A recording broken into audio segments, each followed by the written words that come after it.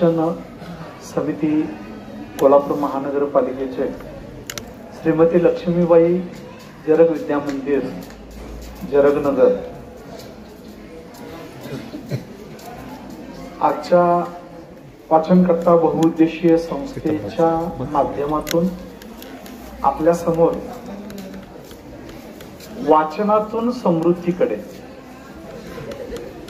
वाचन आणि समृद्धी हे दोन शब्द वेगळे आहेत.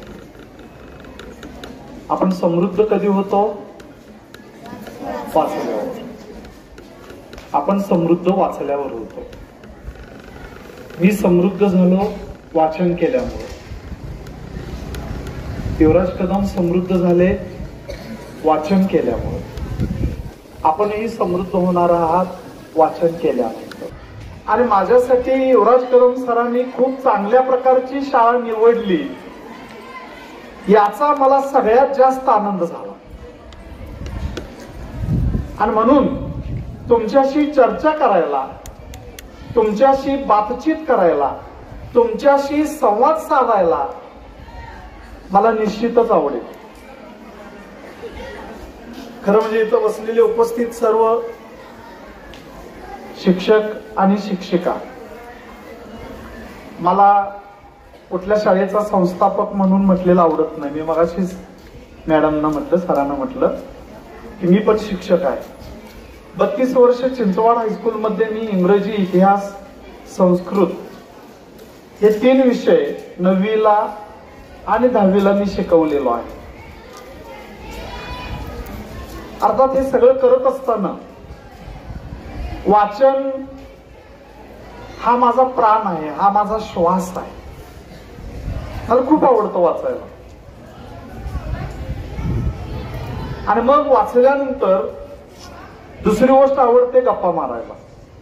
तेही तुमच्यासारख्या मुलांच्या बरोबर, तुमच्यासारख्या मुलींच्या बरोबर. त्यामुळं आमच्या शाळेमध्ये सुद्धा मी वर्गात गेल्यानंतर मुलं खुश असतात. का? आता आपल्याला काहीतरी वेगळं ऐकायला मिळणार, काहीतरी चांगलं ऐकायला मिळणार. आणि इतिहास विषय शिकवत असल्यामुळं अगदी महात्मा गांधीजींच्या पासून भगतसिंगापर्यंत आणि ऍडॉल्फ हिटलर पासून जोसेफ स्टॅलिन पर्यंत अशा सगळ्या महापुरुषांची चरित्र मी वाचलीत आणि ते विद्यार्थ्यांच्यापर्यंत पोहोचवण्याचं काम मी करतो. मला या शिक्षकांच्या संदर्भात मी म्हणेन की खरोखर अखंड कोल्हापूर जिल्ह्यामध्ये, महाराष्ट्रामध्ये म्हटलं तरी चुकीचं होणार नाही की ही शाळा आणि या शाळेचे शिक्षक खूपच नामांकित आहेत, तज्ञ मार्गदर्शक आहेत की ज्यांच्या बाबतीत मी म्हणेन स्वातंत्र्यवीर सावरकरांनी खूप सुंदर अशा 4 ओळी सांगितले. ते काय म्हणतात? कारण ते कवी होते, महाकवी होते. संन्यस्त, खड्ग, उशाप अशा पद्धतीची नाटकंही लिहिली. कमला गोमंतक महाकाव्य लिहिली. माझी जन्मठेप पुस्तक लिहिलं. अशा स्वातंत्र्यवीर सावरकरांनी खूप सुंदर 4 ओळी सांगितले. ते म्हणतात की घेतलेन व्रत हे आम्ही अंधतेने, की घेतलेन व्रत हे आम्ही अंधतेने, लब्ध प्रकाश इतिहास निसर्ग माने, जे दिव्य दाहक म्हणून असावयाचे, बुद्ध्याची वान धरिले करी हे सतीचे. मी या कवितेच्या ओळी का निवडल्या? कारण त्याच्यामध्ये पहिली ओळ आहे की घेतलंय व्रत हे आम्ही अंधतेने. तुमच्या शाळेच्या शिक्षकांनी आंधळेपणाने हे व्रत घेतलेलं नाहीये. शिक्षकी पेशा जो स्वीकारलेला आहे तो आंधळेपणानं स्वीकारलेला नाहीये. अत्यंत प्रामाणिकपणानं, अत्यंत कष्टानं जे आहे ते ज्ञान तुमच्यापर्यंत पोहोचवण्याचं ते प्रयत्न करतात. म्हणून ज्ञान आणि ते शिक्षक हे सतीचं वाण आहे. आणि म्हणून सावरकरांच्या या ओळी अत्यंत प्रसिद्ध आहेत. कारण त्यांनी व्रत घेतलेलं होतं. कशाचं? सावरकरांनी कशाचं व्रत घेतलेलं होतं? या देशाला स्वातंत्र्य मिळवायचं व्रत घेतलेलं होतं. या देशाला स्वातंत्र्य मिळवून द्यायचं. आणि त्यासाठी त्यांनी जन्मठेपही स्वीकारलं. सशस्त्र क्रांतिकारक म्हणून त्यांचं नाव घेतलं जातं. कदाचित तो मार्ग चुकीचा असेल, गांधीजींना तो मार्ग आवडत नव्हता, परंतु एक राष्ट्रभक्त, एक देशभक्त म्हणून त्या व्यक्तीचं नाव इतिहासामध्ये सोनेरी अक्षरांनी नोंदवावं एवढं कार्य मोठं त्यांनी केलेलं. आणि म्हणून सुरुवातीला त्या कवितेच्या 4 ओळी तुमच्या शिक्षकांच्या साठी मी ते समर्पित करतोय. विद्यार्थी मित्रांनो, आज मी तुमच्या समोर उभा आहे एक शिक्षक म्हणून. आणि आजही मी स्वतःला विद्यार्थीच समजतो. शिक्षक म्हणून मी निवृत्त झालेलो आहे, परंतु आजही मी तुमच्यासारख्या विद्यार्थ्यांच्याकडून सातत्याने शिकत असतो. कारण विद्यार्थी म्हटल्यानंतर मला एकच शब्द आठवतो, तो म्हणजे smart. Be a smart. Smart म्हणजे हा, नाहीतर मला वाटलं मी दिसायला किती स्मार्ट आहे अशा अर्थी तुम्ही घेता की काय कोणास ठाऊक. स्मार्ट म्हणजे सर्वात सुंदर अर्थ आहे तो म्हणजे चाणाक्ष. कोणता शब्द आहे? चाणाक्ष. SMART. एस म्हणजे स्पेसिफिक, एम म्हणजे measurable, R means reliable, achievable. A means achievable, R means reliable, and T means time bound.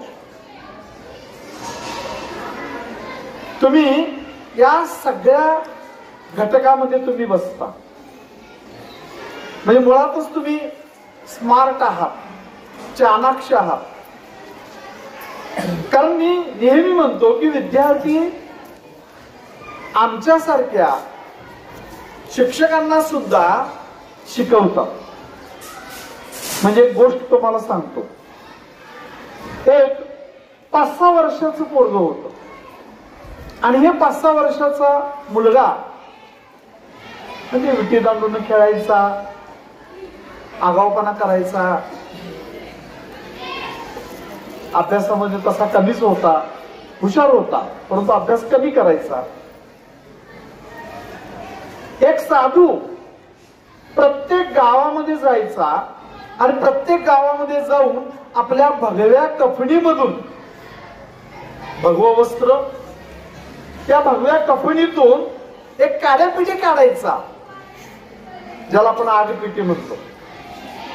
ती काड्यापिटी काढायचा, काडी ओढायचा आणि येणाऱ्या जाणाऱ्याला विचारायचा की सांगा ही ज्योत कोठून आली, सांगा ही ज्योत कोठून आली.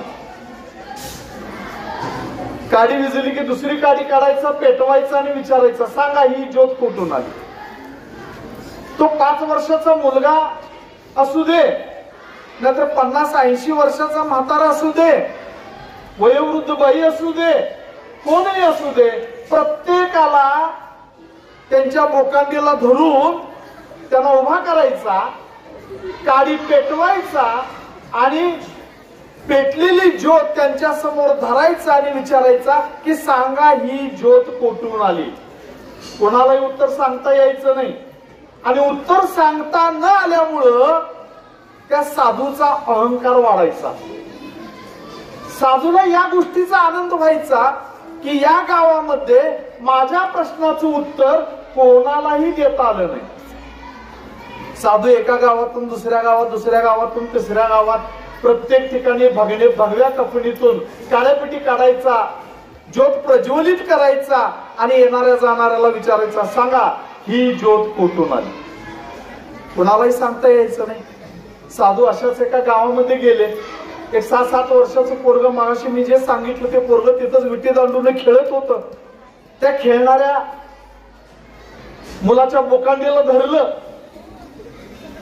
आणि साधू महाराजांनी भगव्या कपडीतून काळेपिटी काढली, काळी ओढली आणि त्या मुलाला विचारलं, सांग बाळ, ही ज्योत कुठून आली? कार्ट बेन होत. ते त्या साधूच्या डोळ्यात नजरेला नजर देऊन त्या साधूकडे पाहायला लागलं आणि त्या ज्योतीवर फुंकर मारली. ज्योत विजली आणि मग तो साधूला म्हणतो, जिकडून आली तिकडे गेली. ज्योत जिकडून आली तिकडे गेली. साधू जो हवेत तरंगत होता ना आतापर्यंत, अहंकार चढला होता ना साधूला, माझ्या एवढा शहाणा कोणी नाही, तो अहमपणा साधूचा नाहीसा झाला आणि त्या साधूचे पाय जमिनीला टेकले. म्हणजे काय तो अंतराळी पळत नव्हता, साधूचे पाय, म्हणजे त्याचा अहमपणा नाहीसा झाला. तुमच्यासारख्या विद्यार्थ्यानं शिकवलं का नाही त्या साधूला अक्कल, आणि त्या साधूचा अहमपणा घालवला ना. वाचनामुळं आपला अहमपणा वाढत नाही. सगळ्यात महत्वाची गोष्ट काय, वाचनामुळं आपला अहमपणा वाढत नाही, अहंकार वाढत नाही, आणि म्हणून वाचनामुळं आपण समृद्ध होतो. सगळ्यात महत्वाची गोष्ट. आणि म्हणून तुम्ही वाचा, वाचाल तरच वाचाल ही जी म्हण पडलेली आहे त्याचं कारण हे आहे. आणि म्हणून लक्षात घ्या, ही छोटी छोटी मुलं नेहमी जे शिकवत असतात, मी मगाशी सांगितलं की ज्यांना BA स्मार्ट म्हणतो, एक 5 वर्षाचं मूल 10 रुपयाची नोट घेऊन दुकानामध्ये जात आणि दुकानदार काकाला काय म्हणतं, काका काका त्या कोपऱ्यामध्ये जे खेळणीचं दुकान आहे ना, खेळणी जे आहेत पडलेले त्यातलं मला विमान नावाचं खेळणं पाहिजे. दुकानदार काकानं 10 रुपयाची नोट घेतली, कोपऱ्यात गेला, ते विमान नावाचं खेळणं उचललं आणि त्या मुलाला दिलं. मुलगा आनंदानं उड्या मारत पायऱ्या उतरवून खाली गेला. आणि मग त्या दुकानदार काकाच्या लक्षात एक गोष्ट आली. तो त्या मुलाला परत बोलवून घेतला आणि त्या मुलाला उद्देशून म्हणाला की बाळा, तू दिलेली 10 रुपयाची नोट खोटी आहे. मुलगा पटकन म्हणतो, विमान कुठं खरं आहे, विमान कुठं खरं आहे. म्हणजे अशी ही स्मार्ट मुलं जी आहेत, लक्षात घ्या की आपल्याला सुद्धा असं चाणाक्ष बनायचं आहे. हजरजबाबीपणा आपल्या जवळ पाहिजे. वाचनामुळं आपल्या जवळ हजरजबाबीपणा निर्माण होतो. प्रसंगावधान राखून आपल्याला बोलता येतं आणि म्हणून आपण वाचलं पाहिजे. वाचनातून समृद्धीकडे वाटचाल आपली त्या ठिकाणी होत असते. ही भूमिका या वाचनाच्या पाठीमागे आपली असली पाहिजे. मी 9वीला होतो, तुम्ही किमान एवढ्या 6वी-7वीला असताना तुम्ही वाचन म्हणजे काय आणि तुमचे शिक्षक वाचनासाठी तुम्हाला भरीस पाडतात आणि तुम्ही वाचता, ही खूप चांगली गोष्ट आहे. मी पहिल्यांदा 8वी-9वीला पुस्तकं वाचायला लागलो. कोणती? डिटेक्टिव्ह. गुरुनाथ नाईक, सुभाष शहा, बाबुराव अर्नाळकर यांची डिटेक्टिव्ह पुस्तकं मी 8वी-9वीला वाचायला लागलो. एक जण म्हणाले, कारण माझे जवळजवळ 150 पेक्षा जास्त पुस्तकं 8वी-9वीला डिटेक्टिव्हची वाचून झालेली होती. ते म्हणाले, तुला काय CID इन्स्पेक्टर व्हायचं आहे, पोलीस इन्स्पेक्टर व्हायचं आहे, काय व्हायचं आहे तुला? मी म्हटलं, मी काही ठरवलेलं नाही. अरे मग तुला जर वाचनच करायचं असेल तर चांगल्या प्रकारची पुस्तकं वाच. आणि म्हणून त्यांनी मला पहिल्यांदा V.S. खांडेकर, की ज्यांना भारतातलं मराठीमधलं पहिलं ज्ञानपीठ पुरस्कार मिळालं, त्यांचं अमृतवेल नावाची कादंबरी मला त्यांनी दिली. आणि अमृतवेल कादंबरी वाचल्यानंतर मला असं वाटायला लागलं, त्यातली वाक्य सुभाषित वजा वाक्य वाचल्यानंतर मी एवढं भारावून गेलो मी खांडेकरांची जेवढी म्हणून पुस्तकं होती ती सगळी मी 9वी 10वीला वाचून काढली. अभ्यास कमी, वाचन जास्त. त्यांची पहिली कादंबरी हृदयाची हाक, त्यानंतर 2 ध्रुव, क्रौंचवध, ययाती अशा प्रकारच्या कादंबऱ्या वाचण्याचा सपाटा मी त्या ठिकाणी लावलो. हिरवा चाफा. आणि नुसतं वाचत नव्हतो, त्यातली सुंदर सुंदर वाक्य मी वहीमध्ये लिहून काढत होतो. आणि त्यासाठी मी एक वही घातलेलो. अमृतवेल मध्ये वि स खांडेकर स्वप्नाच्या संदर्भात चर्चा करत असताना त्यातले दादासाहेब म्हणून जातात, भग्न स्वप्नाच्या तुकड्यांना कवटाळून बसण्यासाठी मानवाचा जन्म झालेला नाही. मानवाचं मन केवळ भूतकाळाच्या साखळदंडाने करकचून बांधून ठेवता येत नाही, त्याला भविष्य काळाच्या गरुड पंखाचं उदात्त वरदान लाभलेलं आहे. एखादं स्वप्न पाहणं आणि ते स्वप्न सत्यसृष्टीत उतरावं म्हणून धडपडणं आणि त्या धडपडीतला आनंद लुटणं, आणि जरी ते स्वप्न भंग पावलं तरी त्याच्या रक्ताळलेल्या तुकड्यावरून दुसऱ्या स्वप्नामध्ये धावणं हा मानवी मनाचा धर्म आहे. जीवनाला अर्थ येतो तो यामुळे. किती सुंदर वाक्य वि स खांडेकरांनी त्या अमृतवेल मध्ये सांगितलं. मी समजायचो की जीवन म्हणजे असंच आहे, उड्या मारणं, आनंद, छान पोहायला जाणं, गावावर बोंबलं फिरणं, यालाच मी जीवन समजत होतो. परंतु खांडेकरांचं क्रौंचवध वाचल्यानंतर मला त्यातलं वाक्य लक्षात आलं, जीवन म्हणजे झोपाळ्यावर बसून झोकं घेणं नव्हे तर ते वादळातून होडी आकारण्यासारखं. जीवन एवढं स्वस्त नाहीये, एवढं सोपं नाहीये. जीवन म्हणजे झोपाळ्यावर बसून झोकं घेणं नव्हे तर ते वादळातून होडी आकारण्यासारखं. किती सुंदर वाक्य आहे बघा. आपण अगदी सगळं जीवन म्हणजे सोपं समजतो. आई वडील आपलं सगळं जे काय आहे ते सगळं आपल्याला पुरवतात, सगळं काही आपल्याला देतात आणि आम्ही गमजा करायचा, मजा करायची. नाहीये, लक्षात घ्या मुलांनो, एवढं सोपं जीवन नाहीये. मी समजायचो, खांडेकरांची ययाती वाचलो. ययाती वाचल्यानंतर माझ्या लक्षात आलं की जीवन म्हणजे भोगवादी आहे. कारण त्याच्यामध्ये खांडेकरांनी म्हटलेलं आहे, जीवनाच्या जमा खर्चात उधारीला जागा नाही. जीवनाच्या जमा खर्चात उधारीला जागा नाही.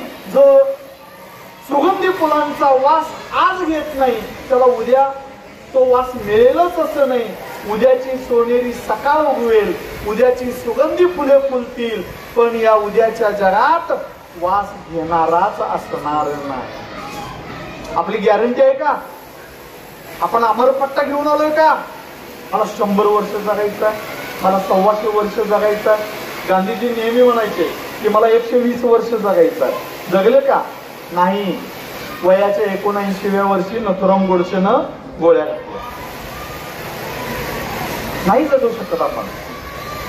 आणि आता तर तुम्ही पिझ्झा बर्गर खाता, काय वाटतं ते खाता, चरू नये ते चरता, गाड्यावरचं खाता, कोपऱ्यावरचं खाता, सगळीकडचं खाता.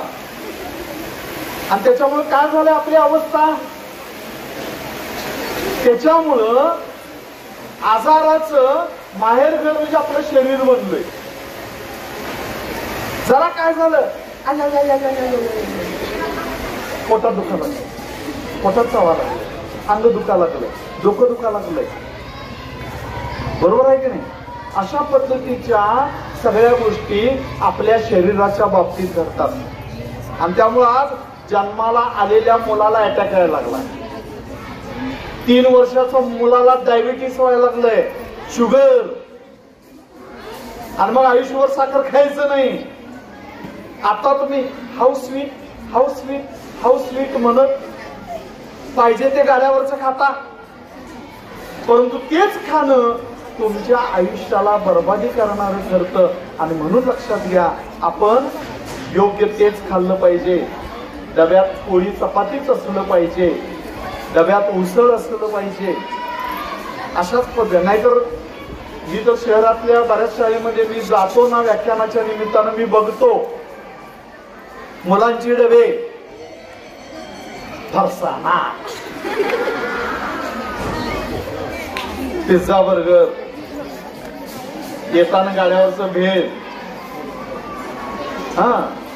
अशा पद्धतीच्या सगळ्या गोष्टी त्या डब्यामध्ये भरलेल्या असतात. आणि त्याच्यामुळं आपलं शरीर हे रोगमय होतं. आणि म्हणून आपण पुस्तकातून या सगळ्या गोष्टी आपण शिकलं पाहिजे. काय खायचं आणि आपलं व्यक्तिमत्व कशा पद्धतीने घडवायचं. विद्यार्थी मित्रांनो, आज आपण आनंदानं जगतो, परंतु आनंदानं जगत असताना सुद्धा आपण हटवादी करतो, आपण हट्टी बनतो, नकारात्मक जीवन जगतो. आणि मग हे नकारात्मक जीवन आपलं आयुष्य बर्बाद करतं. आणि मिखाईल गोर्बाचोव नावाच्या रशियाच्या माजी राष्ट्राध्यक्षानं पेरोस्ट्रोइका नावाचा एक सुंदर ग्रंथ लिहिलेला आहे. त्या ग्रंथामध्ये त्यानं एक उदाहरण सांगितलेलं आहे. सर तुम्हाला प्रश्न विचारणार आहे, त्यामुळे प्रत्येक घटना लक्षात घ्या. मिखाईल गोर्बाचोव रस्त्याने एक दिवस जात होते. हे का सांगतोय त्याचंही कारण मी सांगणार आहे. रस्त्यानं जात असताना एक बांधकाम सुरू असतं. 3 गवंडी काम करत असतात. मिखाईल गोर्बाचोव पहिल्या गवंड्याला प्रश्न विचारतात की बाबा तू काय करतो. आणि आपल्याला सवय आहे काम तो काय करतो हे दिसत असताना सुद्धा त्याला प्रश्न विचारायचा, घाण सवय आपल्याला. तसं गोर्बाचोव त्या गवंड्याला प्रश्न विचारतात की बाबा तू काय करतो. तो म्हणतो दिसत नाही का, मी विटेवर वीट ठेवतोय. मी काय करतोय, विटेवर वीट ठेवतोय. दुसऱ्या गवंड्याला प्रश्न विचारतो की बाबा तू काय करतोस. तो म्हणतो मी आडवी भिंत घालतोय, आडवी भिंत घालतोय. तिसऱ्या गवंड्याला प्रश्न विचारतात तू काय करतोस. तो म्हणतो मी ज्ञानाचं मंदिर बांधतोय, मी विद्येचं मंदिर बांधतोय. मला सांगा त्यातल्या कुठल्या गवंड्यानं सुंदर उत्तर दिलं. काय उत्तर दिलं त्यानं, ज्ञानाचं मंदिर बांधतोय, विद्येचं मंदिर बांधतोय. तुमचं लक्ष छान आहे. हे ज्ञानाचं मंदिर आणि विद्येचं मंदिर बांधतोय हे सकारात्मक उत्तर त्या तिसऱ्या गवंड्यानं दिलं. तुम्ही असंच आपल्या कामाकडे समजलं पाहिजे. तुमचं सध्याचं काम काय, अध्ययन करणं, शिक्षण घेणं, पुस्तक वाचणं, आई वडिलांना त्रास न देता या सगळ्या गोष्टी करणं हे तुमचं काम आहे. मग आपण अशा पुस्तकातून काय शिकलं पाहिजे, ज्ञान घेतलं पाहिजे, शिकलं पाहिजे, शिक्षण घेतलं पाहिजे. आणि म्हणून लक्षात घ्या, आपण नेहमी सकारात्मक असलं पाहिजे. आणि म्हणून तर मंगेश पाडगावकरांनी खूप सुंदर शब्दात ते म्हणतात, सांगा कसं जगायचं, कणत कणत की गाणं म्हणत हे तुम्हीच ठरवा. सांगा कसं जगायचं, कणत कणत की गाणं म्हणत हे तुम्हीच ठरवा. पेला अर्धा सरला आहे असं सुद्धा म्हणता येतं, पेला अर्धा भरला आहे असं सुद्धा म्हणता येतं. पेला अर्धा सरला आहे असं सुद्धा म्हणता येतं, पेला अर्धा भरला आहे असं सुद्धा म्हणता येतं. सरला आहे म्हणायचं का भरला आहे म्हणायचं ते तुम्हीच ठरवा. सांगा कसं जगायचं, कणत कणत की गाणं म्हणत हे तुम्हीच ठरवा. रस्त्यावरती काटे असतात हे काय खोटं असतं. रस्त्यावरती काटे असतात हे काय खरं असतं. पण रस्त्यावरती फुलं असतात हे काय खोटं असतं. काट्यासारखं चालायचं का फुलासारखं फुलायचं ते तुम्हीच ठरवा. सांगा कसं जगायचं, कणत कणत की गाणं म्हणत ते तुम्हीच ठरवा. मग आपण ठरवायचं किती जण कणत जगणार आहे, किती जण कणत जगणार आहे. एकाचा हात वर झाला बघा, एक जण तरी आहे. किती जण गाणं म्हणत जगणार आहे? छान, सुंदर. हात खाली घ्या. आणि म्हणून आपण कणत कणत जगायचं नाही, कायम नेहमी रडवेल्या चेहऱ्यानं, कपाळावर आट्या, कोणाशी बोलताना हिडीस फिडीस, जरा सुद्धा सौजन्यशीलता नाही बोलण्यामध्ये. असं बोलून चालणार आहे का? संवाद आपण कसं साधलं पाहिजे? सकारात्मक. आणि म्हणून सगळ्यांशी संवाद तुम्ही सकारात्मक पद्धतीनं साधलं पाहिजे, हे तुम्ही विसरून चालणार नाही. आणि म्हणून त्याच्यासाठी आपण सुंदर सुंदर पुस्तकं वाचली पाहिजेत. साने गुरुजींची पुस्तकं वाचली पाहिजेत. श्यामची आई वाचलं पाहिजे. एक होता कारवर वाचलं पाहिजे. लोकमान्य टिळकांचं चरित्र वाचलं पाहिजे. लोकमान्य टिळक म्हटलं की एकच तुम्हाला आठवतं, हा, मी शेंगा खाल्ल्या नाही, तेवढंच. परंतु लोकमान्य टिळकांना 6 वर्षाची शिक्षा का झाली माहितीये? बाकीचं ते स्वराज्य मिळवणं हा माझा जन्मसिद्ध हक्क आहे आणि तो मी मिळवणारच, हे सगळं बाजूला ठेवा. लोकमान्य टिळकांना 6 वर्षाची शिक्षा झाली. त्याचं कारण ते बोलताना उभा राहिले ना, हजारो लोक जरी समोर असले तर हे माईक लागत नव्हतं त्यांना. आणि त्यावेळी माईकची सोय नव्हती. एवढं कडाडून अगदी टफावर थाप पडल्याप्रमाणे लोकमान्य टिळक मोठ्यानं बोलायचे आणि बोलणं शेवटच्या माणसापर्यंत त्या ठिकाणी पोचायचं. एवढं त्यांचा आवाज दणदणीत आणि दमदार अशा प्रकारचा आवाज होता. ते कोर्टामध्ये ज्यावेळी बोलत होते, आयुष्यात 21 तास 10 मिनिट, लक्षात घ्या, वेळ लक्षात घ्या, 21 तास 10 मिनिट लोकमान्य टिळकांनी स्वतःला वाचवण्यासाठी कोर्टामध्ये आपलं कैफियत व्यक्त केलेलं होतं इंग्रजांच्या न्यायाधीशापुढं. परंतु तरीही त्यांना शिक्षा झाली. का? ज्यावेळी ते बोलायचे, जगातल्या याचे यावत असणाऱ्या सगळ्या घटना त्यांना तोंडपाठ होत्या. स्वातंत्र्य म्हणजे काय, स्वराज्य म्हणजे काय, त्या प्रत्येकाची संकल्पना लोकमान्य टिळक त्या न्यायाधीशाच्या समोर मांडत होते. न्यायाधीशाला ते रेफरन्स, संदर्भ पाहण्यासाठी जगातल्या त्या याच्या यावत असणाऱ्या त्या घटनेचा आधार घ्यावा लागत होता.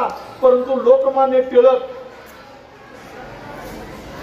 कुठल्याही संदर्भाचं एवढं चतुर सुद्धा त्यांच्या जवळ नव्हतं, त्यांच्या हातामध्ये नव्हतं. त्यांच्या हातामध्ये होतं फक्त कर्म सिद्धांत सांगणार भगवद्गीता, तेच फक्त होतं. आणि 21 तास 10 मिनिट ते त्या न्यायाधीशाच्या समोर आपला जबाब देत होते. तरी सुद्धा त्यांना 6 वर्षाची शिक्षा झाली. याचं कारण, ज्यावेळी ते तासाला आपल्या बंडीतून सुपारी काढायची आणि ते सुपारी आपण जसं खडी साखर तोंडात टाकतो ना, तसे ते तोंडात टाकायचे आणि दाताने काढ काढ काढ असे फोडायचे. त्या संपूर्ण कोर्टामध्ये आवाज यायचा. आणि परत 1 तास परत सुपारी काढायची, तोंडात टाकायचे, दाताने काढ काढ फोडायचे. न्यायाधीशाने टिळकांना विचारलं, व्हॉट इज इट, हे काय आहे? टिळकाने आपल्या बंडीतलं ती सुपारी काढली आणि त्या न्यायाधीशाकडे दिलं. न्यायाधीशानं ते सुपारी घेतलं. आता टिळक खातात म्हटल्यानंतर टिळकांना लोक महाराज मानायचे. टिळक महाराज खातात म्हटल्यानंतर न्यायाधीशानं पण तोंडात टाकलं. दातानं काळ दिशी वाजवल्यावर 4 दात सुपारी सकट बाहेर, तोंड रक्तबंबाळ. त्यावेळी न्यायाधीशानं काय विचार केला माहितीये? त्या न्यायाधीशानं आपल्या डायरीमध्ये लिहून ठेवलं, मी टिळकांना का शिक्षा दिली, मी टिळकांना 6 वर्षाची का शिक्षा दिली.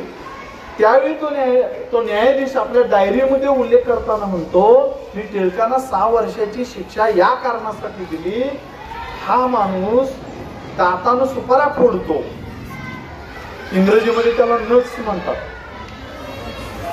दातानं हा नट्स फोडतो, ह्याला जर मी मोकळं असं सोडलो तर हा समाजामध्ये फिरून लोकांना जाग करेल आणि इंग्रजांना फोडून काढेल, म्हणून त्याला तुरुंगात टाकला आणि म्हणून त्याला 6 वर्षाची शिक्षा टिळकांना त्या ठिकाणी दिली. आणि इथं भारतात नाही ठेवलं, ब्रह्मदेशाच्या मंडालेच्या तुरुंगामध्ये त्यांना ठेवलं, मंडालेच्या तुरुंगामध्ये ठेवलं. म्हणून तुम्ही दुर्दम्य हे गंगाधर गाडगिळांनी लिहिलेलं टिळकांचं चरित्र वाचा, धनंजय कीर यांनी लिहिलेलं टिळकांचं चरित्र वाचा, म्हणजे तुम्हाला टिळक काय होते हे तुमच्या त्या ठिकाणी लक्षात येईल. आणि म्हणून अशा लोकांची, अशा महापुरुषांची चरित्र आपण वाचली पाहिजेत. त्याच वेळी आपलं चरित्र त्या ठिकाणी आपलं व्यक्तिमत्व घडतं. आणि म्हणून एकानं म्हटलेलं आहे, lives of the great men all reminders we can make our lives sublime. थोर महात्मे होऊन गेले, चरित्र त्यांचे पहा जरा, आपण त्यांच्या समान व्हावे, हाच सापडे बोध खरा. शेवटी मी एवढंच या शिक्षकांच्या बाबतीत एक शेवटचं 1-2 मिनिट मी घेतो आणि माझं वक्तव्य या ठिकाणी मी संपवतो. शिक्षक तुम्हाला घडवत आहेत, चांगल्या पद्धतीने घडवत आहेत, चांगले संस्कार तुम्हाला त्या ठिकाणी देत आहेत आणि हे चांगले संस्काराची शिदोरी घेऊन तुम्ही तुमचं जीवन त्या ठिकाणी घडवायचं. विद्यार्थी मित्रांनो, 2005 मध्ये 2019 मध्ये महापुरामुळं पोत्याचं नव्हतं अशा प्रकारची स्थिती झाली आणि आपल्याला माहिती आहे की याच महापुरामध्ये अक्षरशः काहींना अत्यंत दयनीय अवस्था त्या लोकांची झाली, अत्यंत वाईट अवस्था त्यांची झाली. एक तरुण युवक आपल्या कारभारणीला घेऊन आपलं पडलेलं घर उभं करण्याचा प्रयत्न करत होता.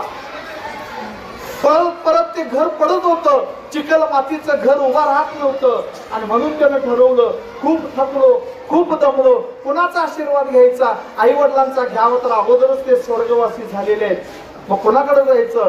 ज्या शिक्षकांनी मला शिकवलं, ज्या सरांनी मला शिकवलं, ज्या गुरुजींनी मला शिकवलं, त्या गुरुजींचा आशीर्वाद आपण घ्यायला जाऊ. म्हणून आपल्या कारभारणीला घेऊन तो त्या सरांच्याकडे जातो, दारामध्ये उभा राहतो, पावसाचं पाणी निथळत असतं आणि गुरुजी पडवीमध्ये वृत्तपत्र वाचत बसलेले असतात आणि तो तरुण युवक आपल्या कारभारणीला घेऊन गेलेला असतो आणि गुरुजींना उद्देशून म्हणतो, ओळखलं का सर मला?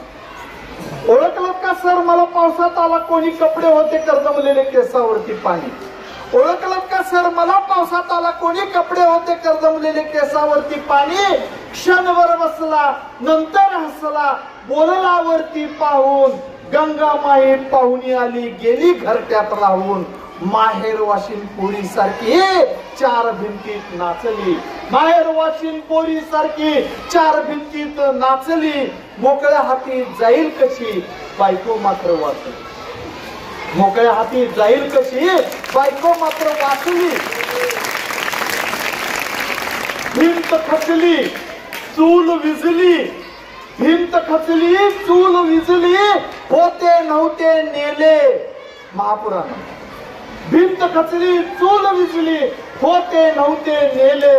प्रसाद म्हणून पापण्यामध्ये पाणी थोडे ठेवले. कारभारणीला घेऊन संगे सर मी लढतो आहे. कारभारणीला घेऊन संगे सर मी लढतो आहे. पडकी भिंत बांधतो आहे, चिखल गाळ काढतो आहे. एवढं सगळं ऐकल्यानंतर सरांचा हात निश्चितच खिशाकडे गेला. खिशाकडे हात जातात हसत हसत उठला. खिशाकडे हात जातात हसत हसत उठला. पैसे नको सर, जरा एकटेपणा वाटला. पैसे नको सर, जरा एकटेपणा वाटला, मोडून पडला संसार तरी मोडला नाही कना, पाठीवरती हात ठेवून नुसते लढ म्हणा, पाठीवरती हात ठेवून नुसते लढ म्हणा. हे लढ म्हणण्याचा आत्मविश्वास आणि आत्मसन्मान तुमच्या शिक्षकांनी तुम्हाला दिलेले आहे. तो आत्मविश्वास आणि आत्मसन्मान घेऊन तुम्ही तुमच्या घरी जायचं आहे आणि आपल्या आयुष्याची शिदोरी, आयुष्याची पंजी पणाला लावून आपलं व्यक्तिमत्व तुम्ही त्या ठिकाणी घडायचं आहे. एवढंच आजच्या या प्रसंगी मी आपल्या समोर सांगू इच्छितो. जवळजवळ 30 मिनिटं बरोबर झालेले आहे आणि तुमच्यापर्यंत माझे विचार पोहोचलेले असण्याची निश्चित शक्यता आहे आणि म्हणून तिथंच थांबून मी माझं मनोगत संपवतो.